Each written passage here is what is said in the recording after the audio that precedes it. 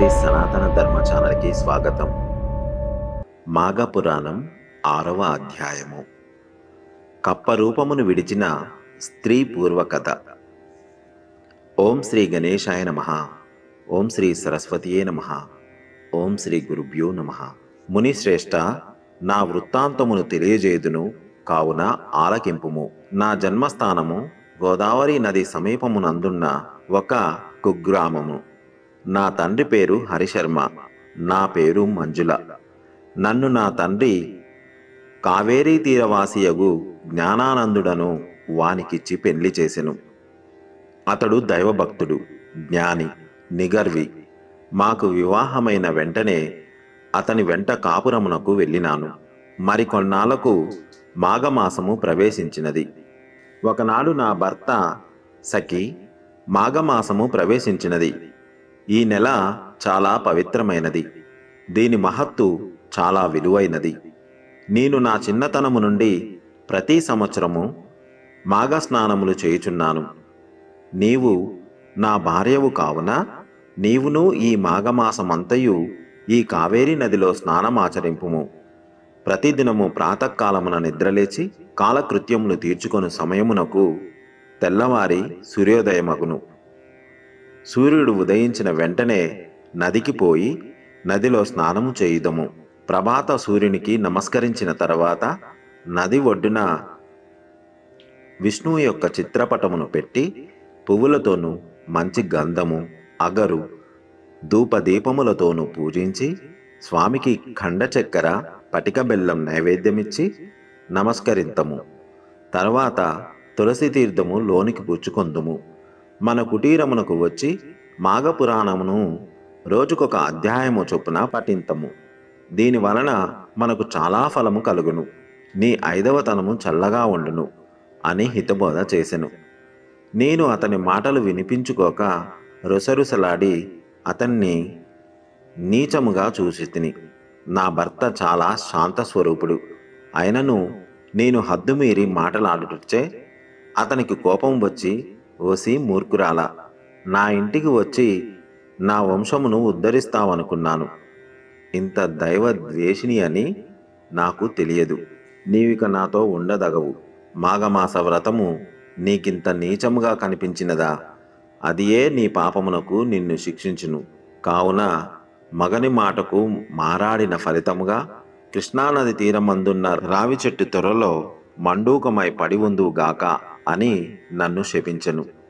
అమ్మాయి, భయపడకుము. నీకీ శాపము కలిగి 1000 ఏండ్లు పైగా అయినది. ఇంతకాలము నీవు అనేక కష్టములు పడి జీవించినావు. నీ భర్తయ్యను ఏకాంతముగా చాలా కాలము జీవించి హరినామ సంకీర్తనలు చేయుచు మృతుడయ్యెను. అతడిప్పుడు వైకుంఠంలో నున్నాడు. నీవు నీ పతి మాటలు విననందున ఎంత కష్టపడినావో తెలిసినది కదా. మాఘమాస ప్రభావము అసామాన్యమైనది. సకల సౌభాగ్యములు, పుత్ర సంతతి, ఆరోగ్యము కలుగుటయే గాక మోక్ష సాధనము కూడా. నీకీ మాఘమాస వ్రతము మించిన మరియొక వ్రతము లేదు. విష్ణుమూర్తికి ప్రీతి అయినది వ్రతము. నీ భర్త దూరదృష్టి కాలజ్ఞాని. అతని గుణగణాలకు అందరూ సంతసించేడివారు. నిన్ను పెళ్లి ఆడిన తర్వాత తన వంశాభివృద్ధి చేసుకొనవలయుననేది ఆశతో ఉండేడివాడు. కానీ నీ వలన అతని ఆశలన్నీ నిరాశలైపోయినాయి. నీ మూర్ఖత్వం వలన నీ భర్తకు కోపం కలిగి నిన్ను శపించవలసి వచ్చెను. నిన్ను నీళ్లలో స్నానము చేయమన్నాడు. నీవు చెయ్యనన్నావు. అందువలన నీకు నీరు దొరకకుండా చెట్టు తొరలో జీవించమని శపించాడు. ఈ దినమున దైవ నిర్ణయముచే నీవు నా సమక్షములో పడినందున నీ భర్త శాపము ప్రకారం మరల నీ నిజరూపమును పొందగలిగినావు. అందున ఇది మాఘమాసము, కృష్ణానది తీరము కావున మాఘమాస వ్రత సమయము నీకన్ని విధములు అనుకూలమైన రోజు. అందుచే నీవు వెంటనే శుచివై రమ్ము. స్త్రీలు గాని పురుషులు గాని ఈ సమయములో ప్రాతకాలమున స్నానము చేసిన ఎడల విష్ణు సాన్నిధ్యమును పొందుదురు.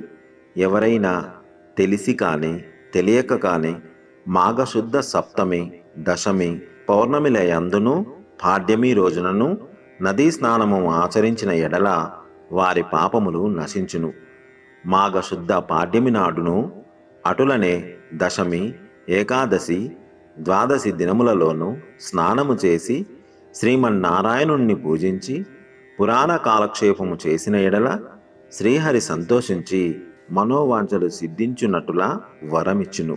భక్తి శ్రద్ధలతో మాఘ పురాణము వినిన మోక్షప్రాప్తి కలుగును అని గౌతమముని ఆమెతో చెప్పినట్లుగా మహేశ్వరుడు పార్వతితో ఈ కథ చెప్పెను.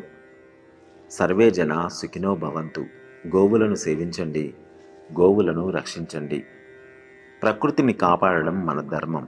దయచేసి ప్రతి ఒక్కరూ ఒక మొక్కైనా నాటండి. ఇలాంటి మరిన్ని వీడియోలు చూడడానికి మా అనంత భక్తి సనాతన ధర్మ ఛానల్ని సబ్స్క్రైబ్ చేసుకోండి. నమస్కారము.